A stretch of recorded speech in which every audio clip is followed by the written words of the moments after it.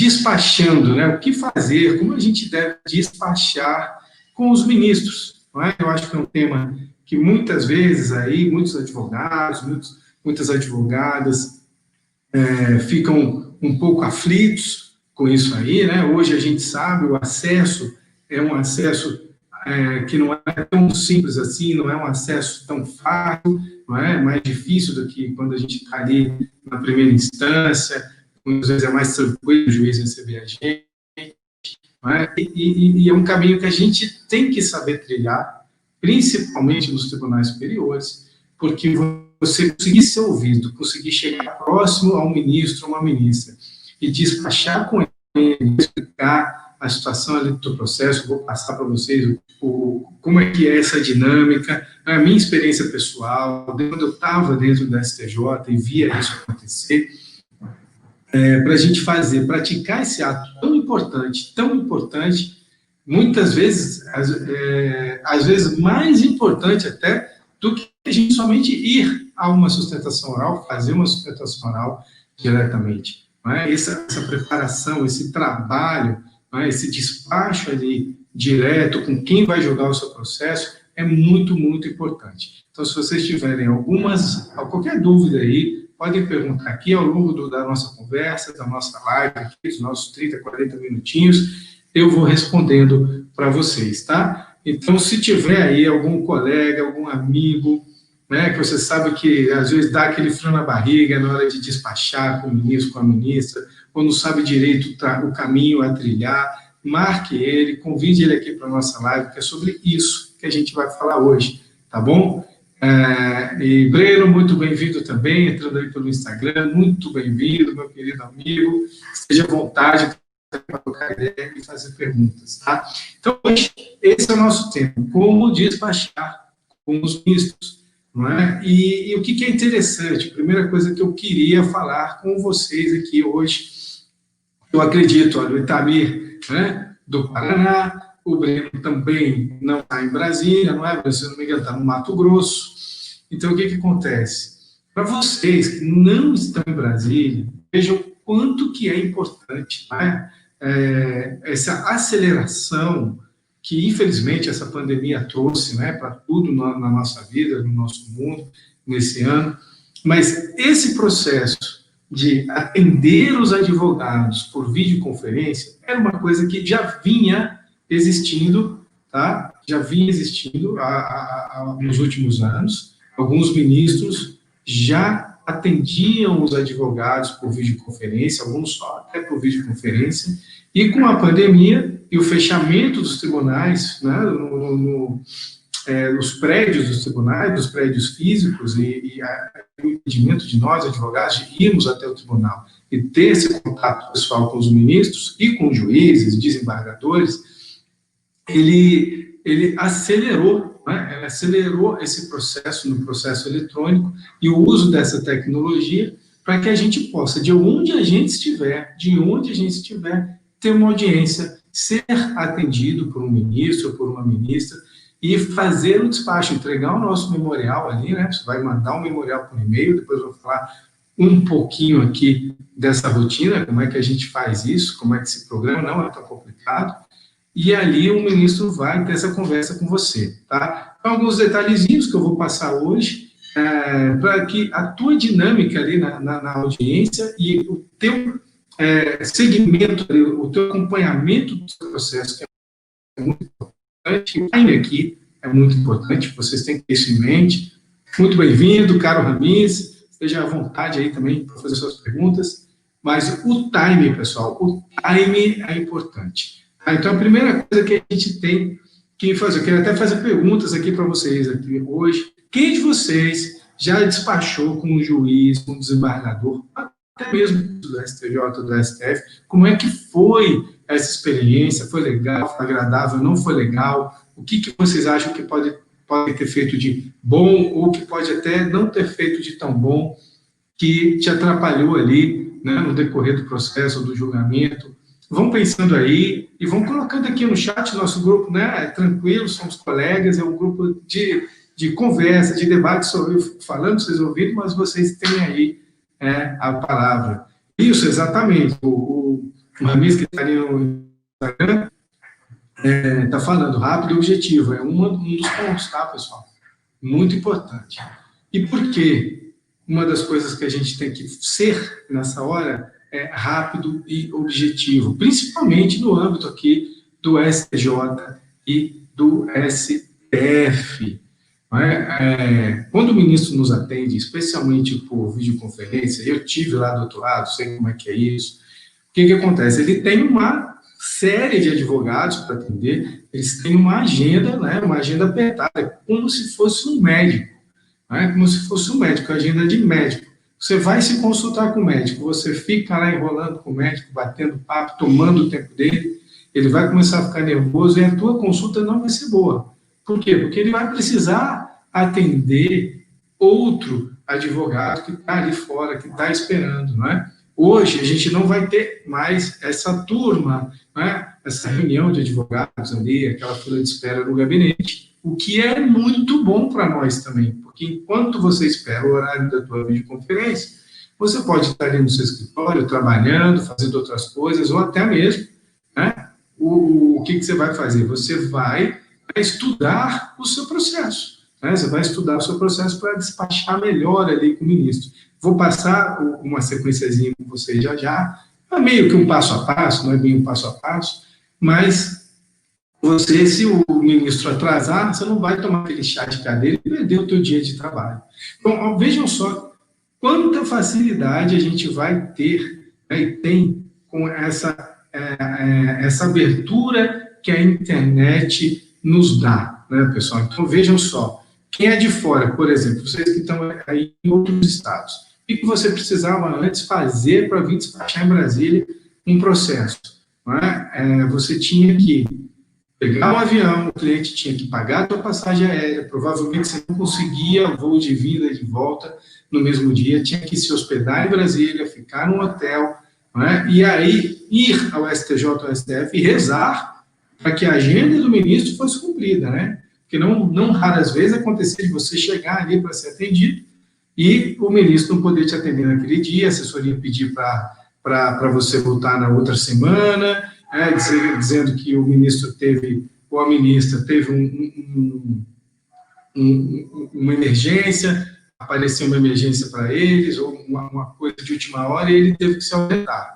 E aí tudo bem para mim, que estou em Brasília, que moro em Brasília, eu volto ali para o meu escritório, eu volto já para minha casa, e fica por isso mesmo. Mas para os advogados que moravam e moram em outros estados, essa situação é muito complicada e muito chata.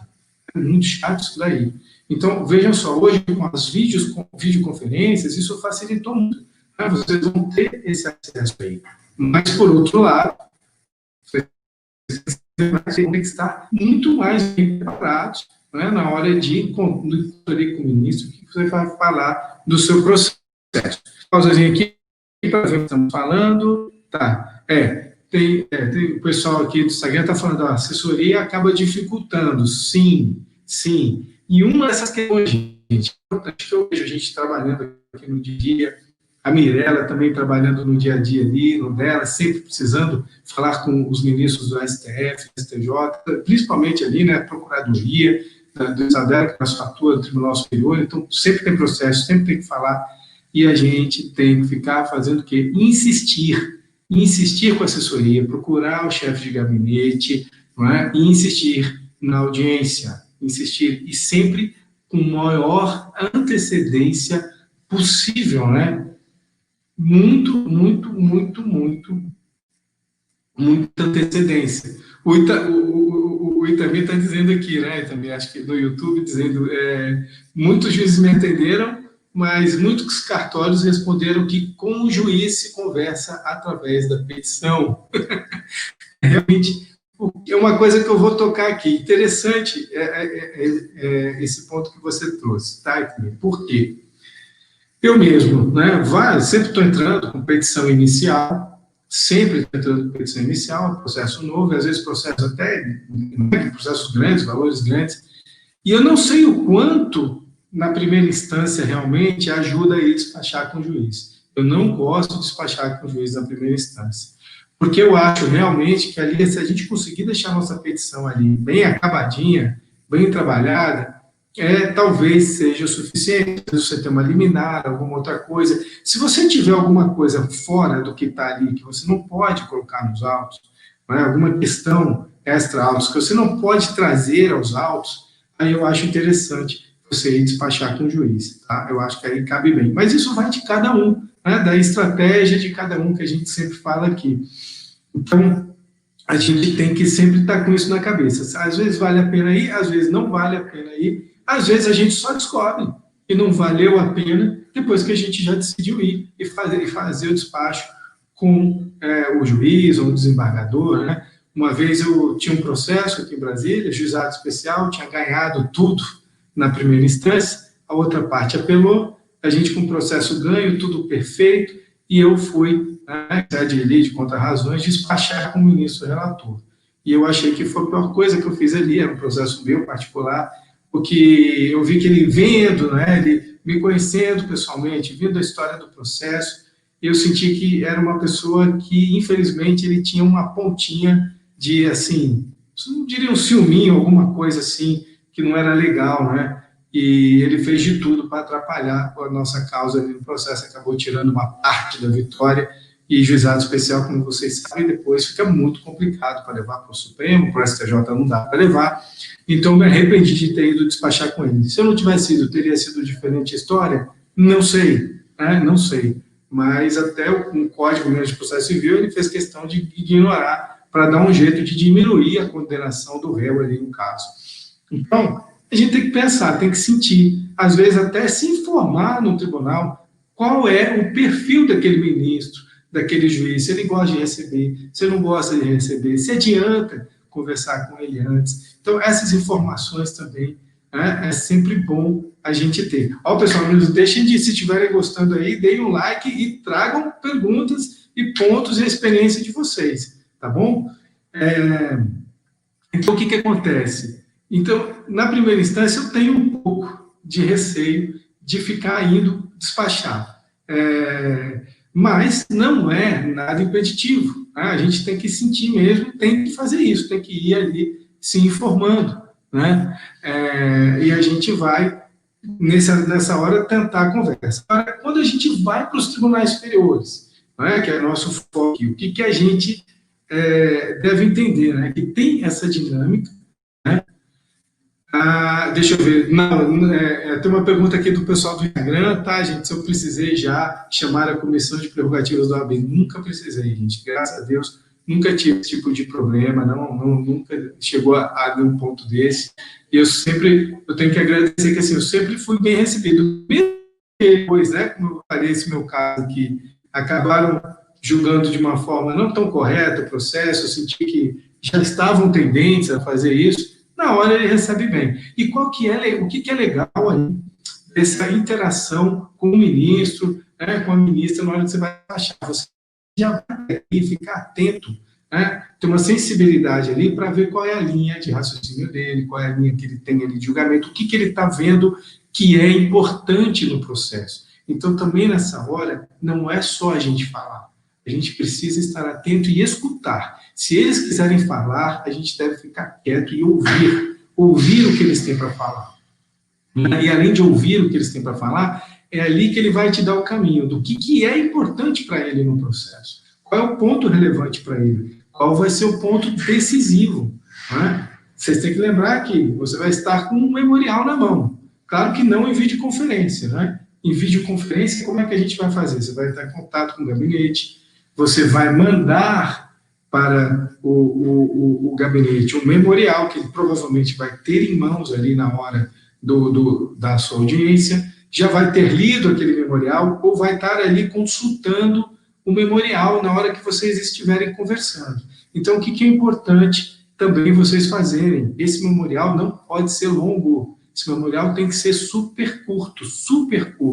É o mais curto possível, mas levando o essencial ali, levando sempre o essencial que você vai falar com ele, do essencial do processo, e também o que você vai acrescentar ali por fora, alguns fatos que você pode debater, algumas questões importantes que não estão tão detalhadas ali na petição né, ou nas petições, ou ao longo do processo, ou até mesmo no seu recurso, nas contrarrazões ou no memorial, tá? Mas isso é muito interessante, vocês têm que sempre estar atentos, porque às vezes o que ele vai te perguntar é muito importante. E o que a gente não pode esquecer, né, de fazer antes de ir a uma audiência, né, mesmo que seja aqui por computador, por videoconferência.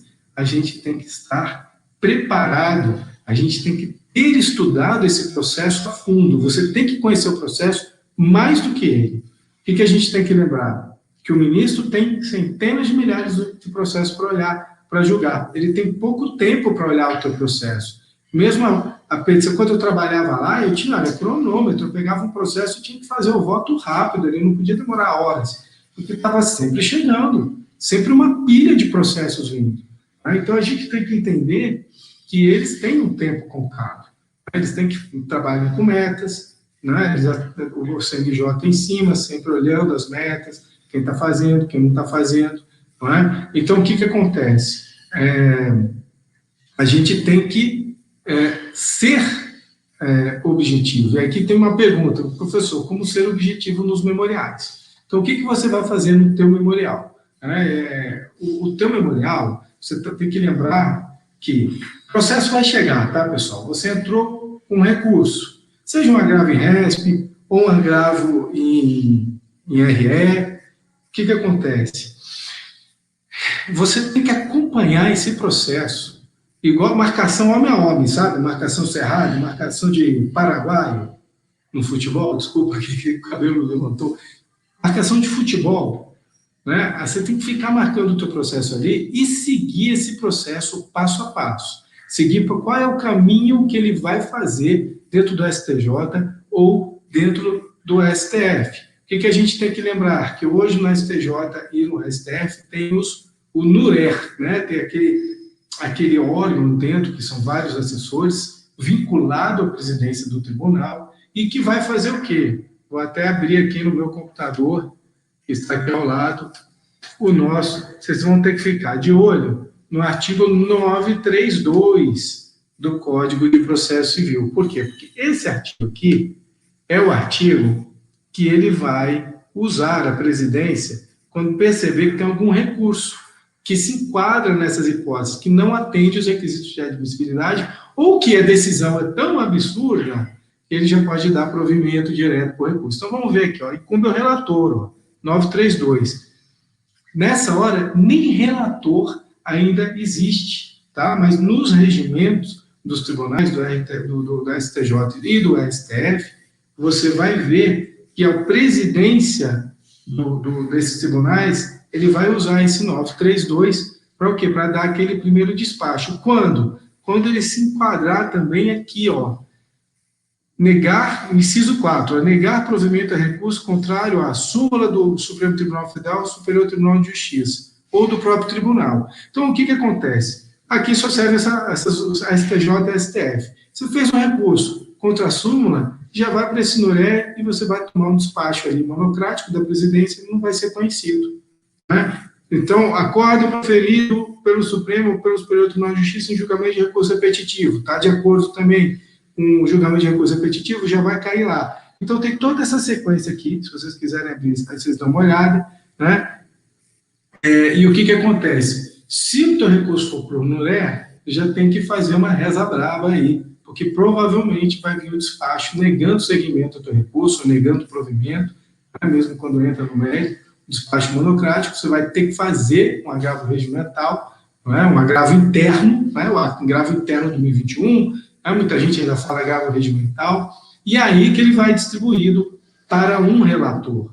Né? E aí isso a gente já sai perdendo, então isso não é legal. Então, bom é a gente tentar acompanhar o máximo possível.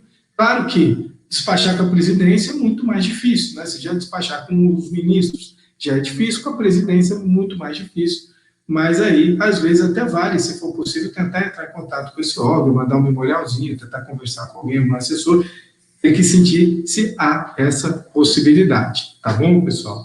Eu pensei sempre nisso aí.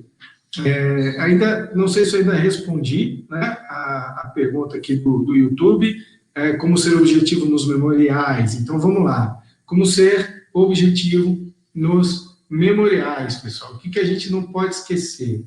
Não é? A objetividade, a concisão, hoje, são muito relevantes, muito importantes, principalmente para quem atua nos tribunais superiores. Então, quanto mais técnica você tiver, quanto mais conhecimento jurídico da tua causa você tiver, mais objetivo e conciso você vai conseguir ser. Porque você vai conseguir reconhecer qual é o ponto relevante do teu processo, o que importa naquele momento processual, naquele recurso que tem que ser debatido, qual é a questão daquele recurso, e aí você não vai perder tempo e gastar tinta com coisas que orbitam ali na tua controvérsia, mas que não são decisivas para aquele momento ali, tá, pessoal? Então, isso aí é muito importante, é muito relevante. Então, isso já ajuda a ser sucinto. E aí, você vai pensar, o que eu tenho que mostrar para o ministro, que vai ser praticamente o primeiro contato dele no processo, e não importa que ele seja o relator, vai ser o primeiro contato dele no processo, porque o que você tem que lembrar, se você não for lá, se você não tiver audiência, se você não levar o memorial, não for na audiência, o teu processo vai ser provavelmente analisado por um assessor, ele vai olhar a decisão, às vezes vai ter tempo, às vezes vai não ter tempo, a gente não sabe como é que funciona, sempre assim, né? Na minha época o ministro revisava tudo que a gente fazia, ali os votos, mas ele não podia ficar abrindo o processo. Então, detalhes do processo podem se perder, né? Então, esses detalhes, essas questões, você tem que trazer no memorial e conversar com ele no memorial, sobre esses questionamentos, sobre esses pontos relevantes que podem ficar de fora da discussão da sua causa ali, do teu recurso naquele momento, tá? Então, isso é muito importante. E aí, sempre trazer o quê? Você vai falar o quê? Você tem 10, no máximo 15 minutos para despachar com o ministro. Você vai ficar falando de argumentos e teses, né? Às vezes tem mais de uma tese no teu processo fracos, que você não tem muita chance, que você já sabe que está perdido. Não adianta, que você não vai ganhar o processo por aqui e ali. Então, você tem que gastar o teu tempo com realmente o que é relevante, né? O que você sabe que vai sensibilizar o ministro. Nessa hora, a gente tem que tentar sensibilizá-los, né? As ministras, os ministros, a gente tem que tentar sensibilizá-los, claro, mostrando que o teu direito é bom e com também outras questões ali, que você sabe que não vão chegar a ele pela assessoria, no voto, né, na hora do julgamento. Tá? Muitas vezes a gente só tem a chance de despachar, né? Muitas vezes você não tem uma sustentação oral para fazer.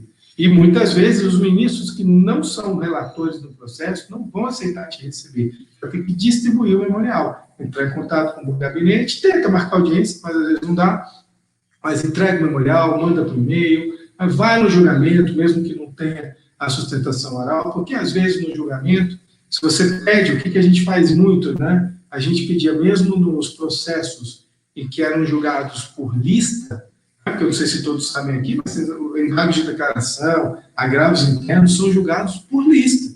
Então, o ministro chega ali, na hora do julgamento, o presidente chama, ministro fulano de tal, agora é a tua vez. Vai julgamento da lista tal. Aí ele vira assim, processos aqui, embargos, agravos internos, de número 1.150.000 a 1.260.000.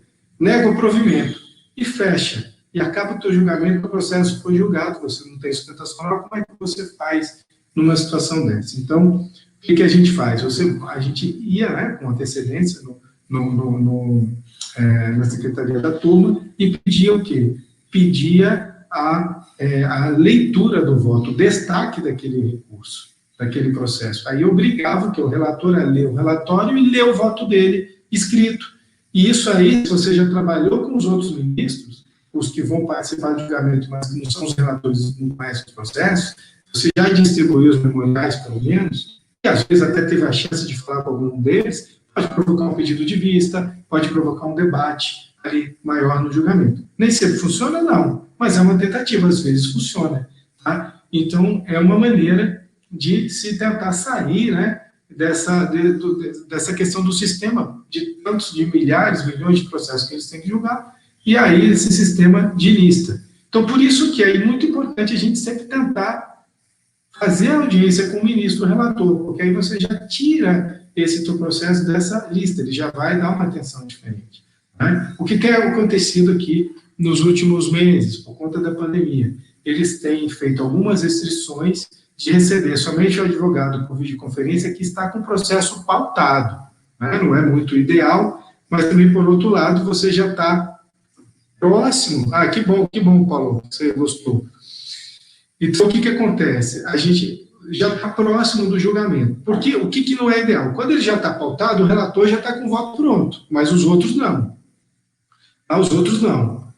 Mas o que a gente tem que fazer? Aí você tem que fazer uma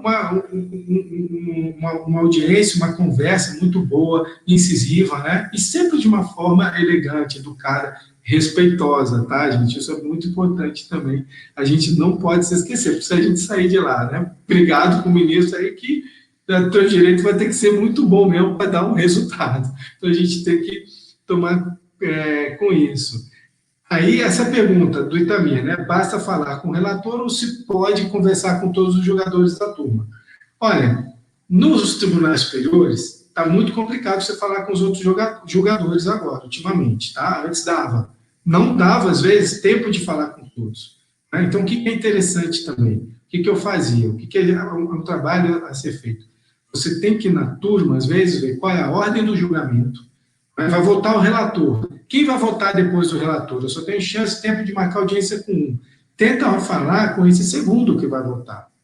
Porque ele pode influenciar no julgamento. Não adianta você falar com o último somente. Porque o último, quando chegar na hora do último, na vez do último votar, o julgamento já pode estar resolvido e ele não vai se expor ali. Eles não gostam de se expor, tá, gente? Então, a mesma coisa que eu falo sobre o acompanhamento do processo, a gente tentar despachar logo no começo. Nem sempre é possível, por causa dessa questão da pauta. Mas, às vezes, se você já tem um RESP admitido ali, você consegue falar com o relator, tá? Um RESP, um RE. E o que acontece? Por que é legal fazer isso? É isso que eu falei. Do mesmo jeito que os ministros não gostam de se expor no julgamento, não vão sair dando um voto ali vencido, né, ou chamando o pedido de vista quando a causa já está decidida, eles também não gostam de voltar atrás das decisões. Nem nas deles, né, que eles já proferiram, muito menos nas deles, e até mesmo quando vem uma decisão da presidência e ele está ali como agora o relator do processo, aquele caso do NURER que eu falei, né, aquele órgão que tem. Eles não gostam também de reformar uma decisão de um colega. Então, por isso que a gente tem que tentar evitar, né, e despachar no primeiro momento. Então, uma vez foi muito legal, eu tinha um processo muito complicado e eu estava em sede de agravo em RESP. Era um agravo em RESP, tinha RE também, tinha agravo em RE também, e assim, logo que o agravo em RESP subiu e foi distribuído, no meu caso ele não foi para essa assessoria aí, né, porque ele estava ali com os requisitos, né, de admissibilidade bem formados, né, bem presentes, ele foi para o relator e eu já fui com um sócio do escritório, nós fomos lá, fizemos um memorial muito legal, caso bem estudado, levamos precedentes da Corte Especial, Administrativo, colocamos o mesmo caso, é a mesma situação, conversamos com o ministro tranquilamente, explicando toda a situação do processo para ele, e aí eu pude fazer o quê? Era uma nulidade que tinha no processo lá no tribunal, lá na vara, um agravo de instrumento ali. E o que acontecia? Aí eu pude contar detalhes do processo, reforçar detalhes, né, que eram muito importantes, mas que no processo da petição, embora estivessem lá, eu sabia que iam passar despercebidos pelo ministro, mas eram detalhes fundamentais. A decisão demorou um pouquinho, demorou uns 3 meses, mas ela veio já com um despacho monocrático, dando provimento ao agravo de instrumento e ao recurso especial, não foi nem para a turma. Então, é uma vitória imensa isso daí, você você tem até menos desgaste dentro ali do tribunal. Então, isso a gente tem que se pensar, é interessante a gente fazer isso sempre que possível. Dá para fazer sempre, né? Não fazer sempre, mas sempre que possível, a gente tem que tentar fazer isso daí. Se tiver mais muitas, vão colocar isso. Então, isso também dá. Fazer isso, você vai só esse despacho, entrega de memorial, ou seja, tira o teu processo daquela vala comum, né, que a tendência mesmo se você for recorrente, é que seja negado, porque a maioria dos recursos, vocês sabem muito bem disso, a gente tem aqui essa porcentagem, né, de 5% admitidos, uma porcentagem ainda menor de providos, mas o importante é o nosso, né, aumentar essa porcentagem. E mais, e muito mais do que isso, é colocar vocês que nos escutam dentro da porcentagem. Né? Se você está 7%, vocês estarem lá, os seus recursos sentidos, os seus recursos providos. Né? Então, isso é importante, que a gente tenta aqui. Né? Primeiro, vocês podem esquecer, gente, se possível, não esperar a primeira decisão. Você já tenta, né? Antes de sair a primeira decisão, você já tenta o que estiver lá com o seu processo. Tá? E sim, ó, tem uma pergunta aqui de um dos nossos seguidores aqui. Obrigado aí pela presença. Atualmente os memoriais estão sendo enviados por e-mail, exatamente por e-mail. Então, o que você tem que fazer? Tem que entrar em contato com o gabinete, entrar no site, no telefone do gabinete, falar com o chefe do gabinete e perguntar qual é o e-mail para envio de memoriais, porque às vezes nos gabinetes tem vários e-mails. Não dá para você entrar, fazer tudo pelo site, sem falar com ninguém do gabinete e mandar o teu memorial e achar que ele vai ser lido, que ele vai ser recebido. Você tem que ter certeza que esse memorial vai chegar à mão da pessoa responsável por ler, ou pelo menos encaminhar esse memorial ao ministro. Tá? Isso é muito importante, tem que fazer essa checagem sempre. Dá um trabalhinho, né? Mas a gente tem que ficar em cima. Antigamente, né, quando estava no mundo físico, a gente levava os memoriais ali em mãos, né? Andava gabinete, esse memorial, quem podia receber, quem podia atendia. Eu sempre perguntava, às vezes o ministro atendia sem agenda, ele estava ali na hora, eu passava, dá para dar uma palavrinha? Ele pode receber, é só 5 minutinhos, não vou tomar o tempo. Eu sempre prezava por isso, aí ele recebia, era muito legal. Você conversa ajuda, né? E tem mais uma perguntinha aqui, que é interessante também, do Alain. Hoje, os despachos com os ministros estão ocorrendo somente pelo Skype? Depende, tá? Eu já fiz despachos esse ano com ministros pelo Skype e pelo outro que é o Cisco, pelo Cisco e pelo Zoom. Então, isso não é uniformizado ainda dentro dos tribunais. Eu peguei diferentes plataformas, não é? É mais ali do ambiente que o gabinete se adequa melhor, que o ministro se adequa melhor, mas em nenhum eu tive problema. O que vocês têm que ter problema, tem que prestar atenção, que eu vou entrar aqui, né, com vocês, nesse ponto aqui que é interessante. Né? E nós estamos falando de videoconferência. Por exemplo, vocês estão vendo, eu estou suando um pouquinho, estou com calor. Por quê? Eu não estou no lugar adequado. Eu estou em viagem, aqui pelo interior de São Paulo, a trabalho no hotel, vim para o Business Center, já tinha pedido para o hotel o controle do ar-condicionado, eles não arrumaram, então eu estou numa sala fechada, sem ar-condicionado, um monte de luz na minha cara. Né? Então já não é o ambiente ideal para mim, né? Que sou calorento.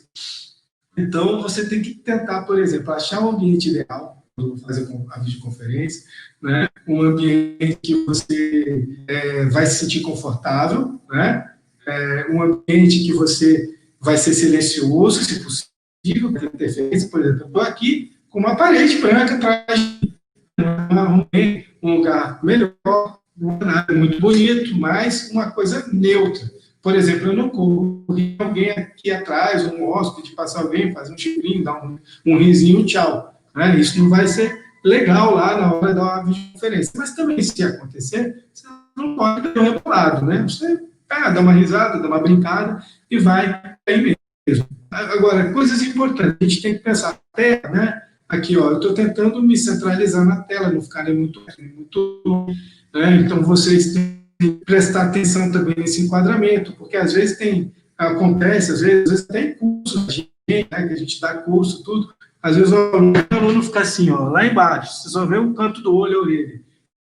Não tem como, né? A gente tem que ser olho no olho, tem que estar olhando aqui na câmera, estou olhando o pessoal aqui do Facebook, do YouTube, estou olhando aqui na câmera do Instagram. Isso é melhor, você fazer esse contato visual com o ministro, com a ministra, né? Isso já é importante. Então, não adianta você aparecer com a cabeça aqui, tampinha aqui, né, embaixo da tela, não vai ficar legal. Olhe para o fundo que você puder, às vezes você vai estar no escritório, vai estar em casa, cuidado, se estiver em casa com as crianças, né? Implore para eles não fazerem barulho. Como quando eu faço as transmissões da live de casa, eu peço para eles, dou ordem, né? Falo, ó, pessoal, essas coisas são importantes. Por quê? Porque isso te desconcentra. Se acontecer um evento desse na hora que você está no meio da videoconferência, você pode perder o fio da meada, pode esquecer de falar um ponto importante que você está guardando ali mais para o final, então você tem que tomar muito cuidado com isso daí, tá? Outras coisas, então arrumar enquadramento, tá? Não ficar debaixo demais na tela, preparar o fundo, né? E som, preocupar também com o som. Eu estou aqui com o microfone para o pessoal do Instagram. Meu som não está tão bom aqui já para o pessoal do YouTube e do Facebook, tem um pouquinho de eco nessa sala que eu estou aqui. Então, se não puder evitar esse tipo de coisa, evitem, né? Para que ele te escute bem, porque ali você tem esse contato, vai ter que estar importante. Fundamental, gente. Fundamental. Jamais atrase, principalmente numa videoconferência. O ministro não vai esperar por você. Se ele falar 4 horas, 10 para as 4, você esteja lá com o computador aberto. Uma vez eu fiz uma audiência com o ministro, uma recente, no STJ, e o que aconteceu? Ele falou, vou te ligar, né? O gabinete falou, fica com o Skype aberto, já estava tudo conectado, nós vamos te ligar às 4h30. Quando chegou 4h20, me mandaram uma mensagem, eu já estava com o Skype aberto, falaram, o ministro atrasou, ele vai ligar às 5 horas, tudo bem? Vai ser às 5, beleza, continuei trabalhando, fiquei ali na frente. Porque às vezes, se você sair 1 segundo, ele toca ali o Skype. Ele vai tocar 5, 6 vezes. Se você não atender, ele vai desligar. Aí você vai ter que ligar no gabinete, correr atrás, pedir para ser atendido, eles podem não te atender. Então, não atrase jamais, tá? Essa pergunta é muito legal, eu ia chegar nela, viu, doutor Breno? Eu ia chegar nela. Aqui, ó, estou aqui informal com vocês, uma camisa que eu gosto e tal.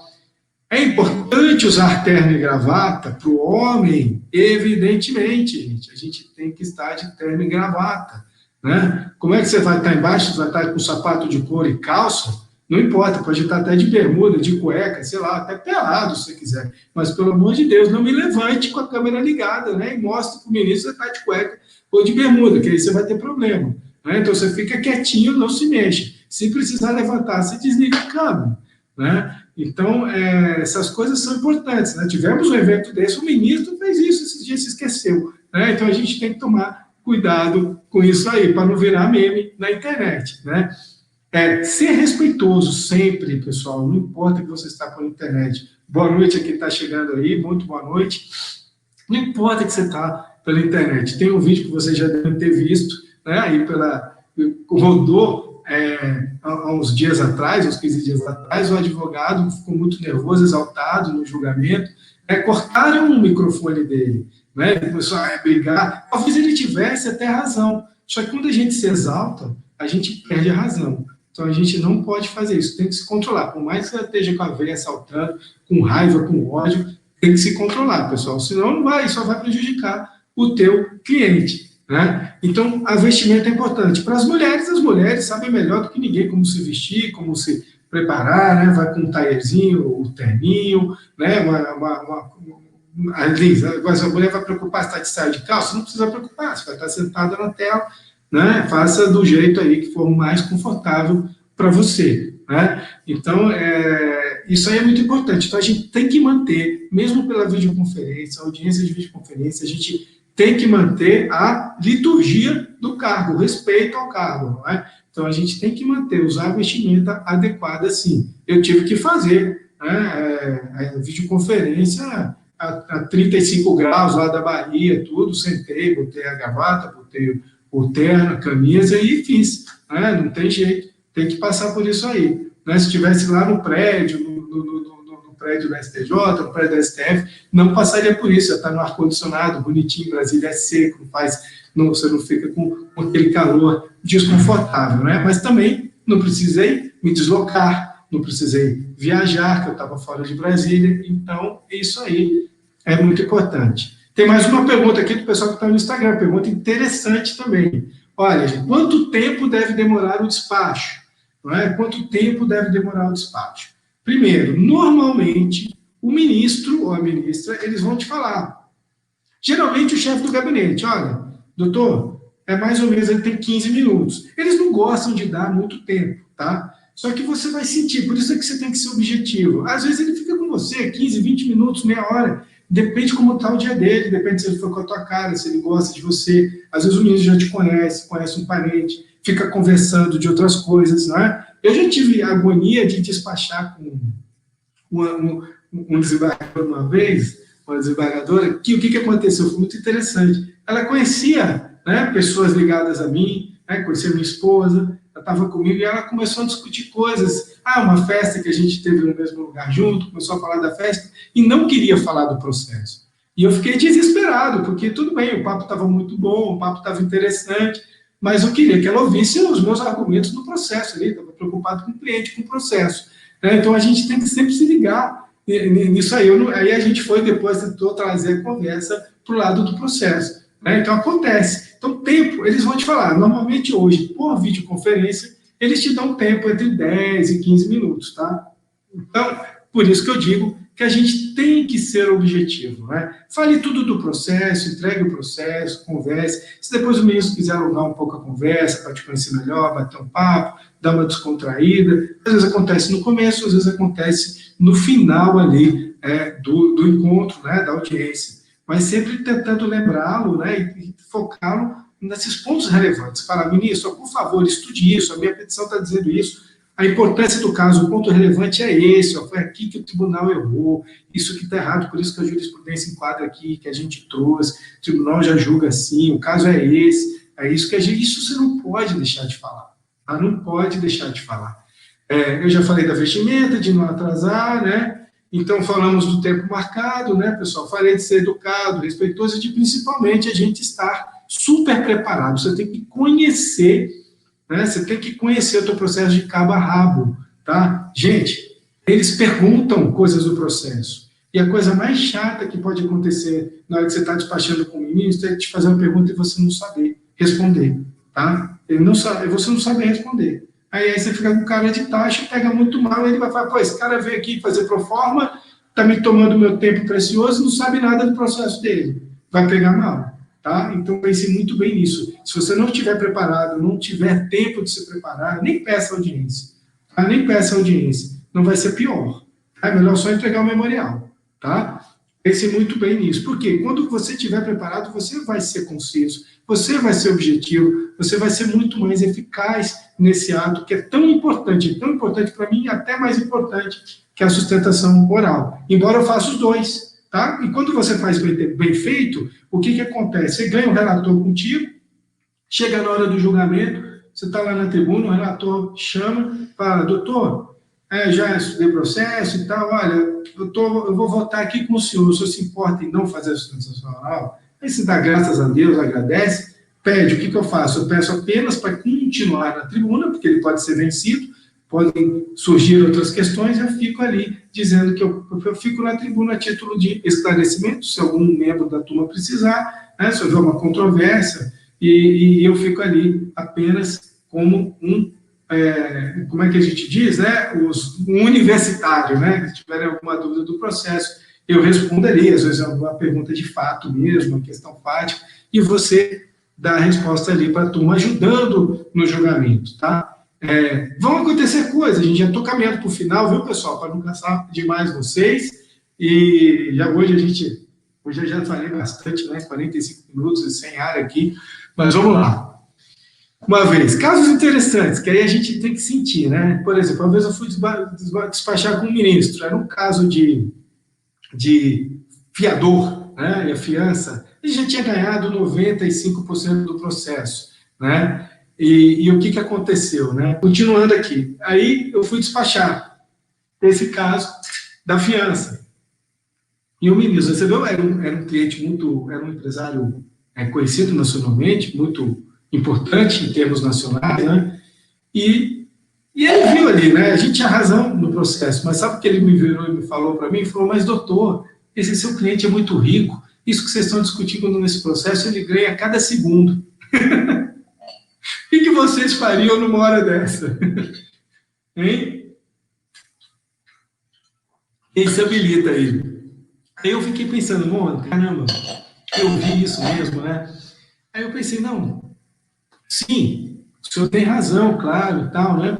Mas não é por isso que ele tem que pagar o que não é devido por ele, né? Que não tem nada a ver, porque se a gente seguir essa linha, ele vai acabar resolvendo todos os problemas aí do país, né? Mas é uma situação complicada, vocês concordam?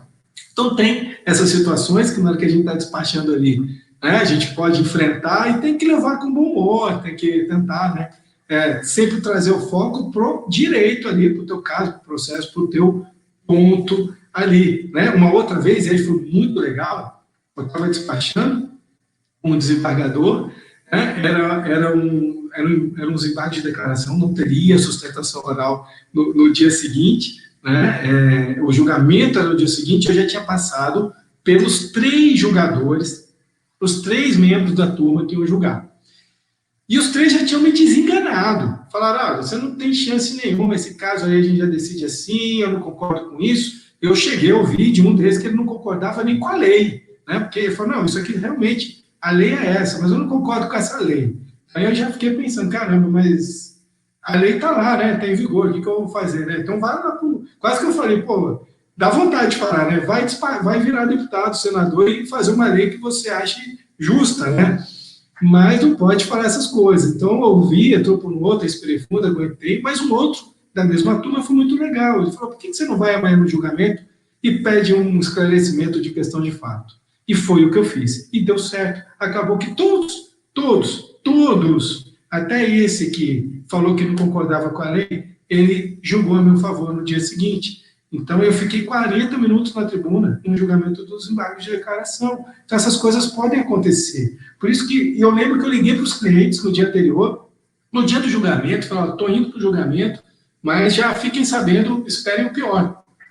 E aí, a sensação mais gostosa foi eu ligar para eles depois do julgamento e dar uma notícia, de dizer, ganhamos uma liminar, vocês estão com salário garantido aí por mais algum tempo. É uma vitória, assim, é uma coisa muito legal, uma sensação muito boa. E o que valeu ali? Valeu a luta, né, da gente de ter ido no julgamento, mesmo sem ter direito à sustentação oral, de ter tentado ir à tribuna e eles nos permitiram.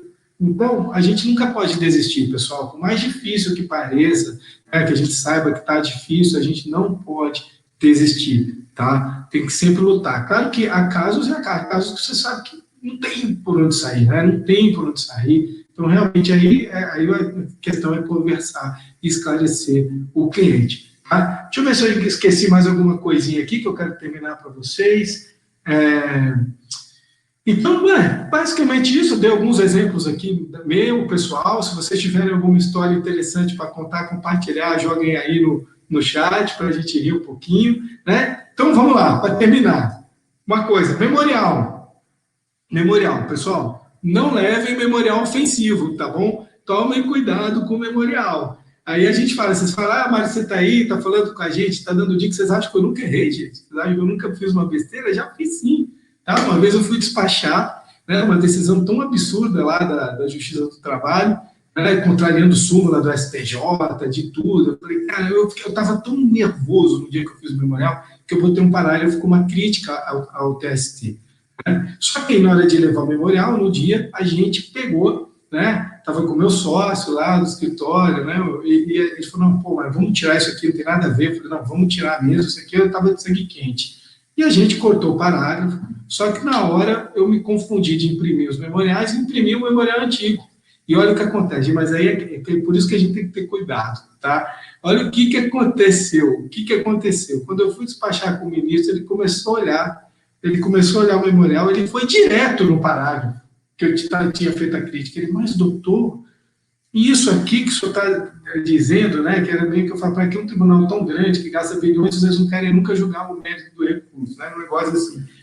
E aí eu respirei fundo, eu falei, agora já está tudo perdido mesmo. Eu falei, realmente isso não era para estar aí, apareceu por engano, mas eu tenho que confessar para o senhor que é o pensamento de grande parte dos advogados. Então, já que está aí, eu tenho que assumir mesmo, me desculpa, mas é uma crítica que a gente tem, né? E aí, claro que agora eu já estou com um recurso para a turma, que com ele a coisa não funcionou, né?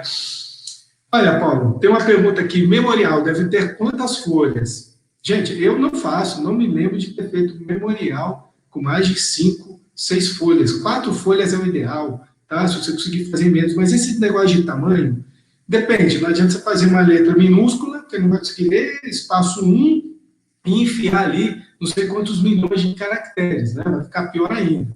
Então, o negócio é o seguinte, o memorial. Você tem que lembrar que o memorial, se você está escrevendo o memorial, não só para o relator, mas para aqueles ministros que não conhecem o processo. Então, você dá uma olhadinha, tá?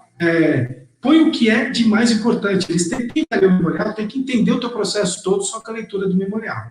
Então, você vai ter que gastar um pouquinho ali a parte do contexto do teu processo, né? E aí vai direto no ponto importante da tua causa.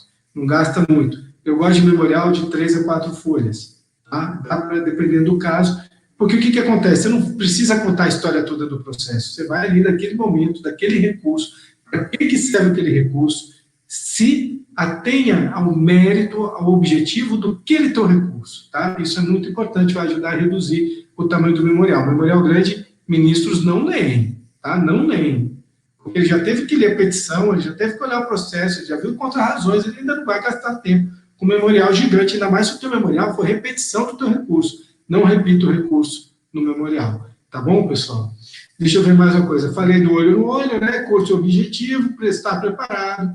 Esse ato não deve ser pro forma. Gente, eu acho que por hoje tá bom, né? Se tiverem alguma outra questãozinha ainda, dá tempo de perguntar, mas eu acho que eu consegui aí dar uma geral para vocês. Espero que tenha contribuído, dado dicas legais aí, falado alguma coisa ainda que vocês não sabiam, tá? E se vocês ficarem com alguma dúvida, deixem lá no nosso canal, Instagram, Facebook ou YouTube, a gente vendo a pergunta, a gente tenta responder, um post, alguma coisa assim, tá? E de preferência fazer aqui durante as lives, né? Que a gente sempre faz ao vivo, terças e quintas. Quando não for ao vivo, quando puder fazer ao vivo, a gente vai sempre colocar o material gravado e eu vou avisar para vocês que o material vai ser gravado. Tá bom? Muito obrigado. Até quinta-feira que vem. Quem quiser voltar, 9 horas, nós estaremos aqui. Até lá. Tchau, tchau. Boa noite a todos. Fiquem com Deus.